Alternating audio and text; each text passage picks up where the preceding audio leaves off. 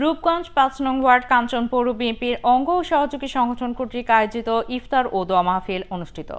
ইফতার ও দোয়া মাহফিলে মোহাম্মদ মতিউর রহমান মতুর সভাপতিত্বে ও কাঞ্চন পৌর যুবদলের যুগ্ম আহ্বায়ক শাখাওয়াত হোসেন বাদশার সঞ্চালনায় প্রধান অতিথি হিসেবে উপস্থিত ছিলেন মোহাম্মদ মজিবুর রহমান ভূঁইয়া,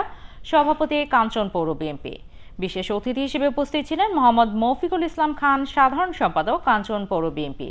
মোহাম্মদ কোহিনুর আলম পৌর বিএনপির সাংগঠনিক সম্পাদক, লোকমান হোসেন বাচ্চু সিনিয়র যুগ্ম সাধারণ সম্পাদক পৌর বিএনপি, শফিকুল ইসলাম সহসভাপতি পৌর BNP,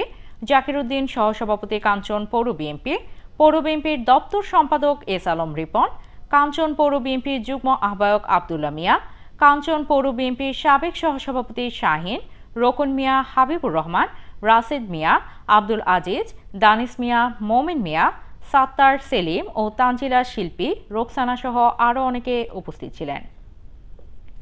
Samia Sultana, CN Bangla news desk.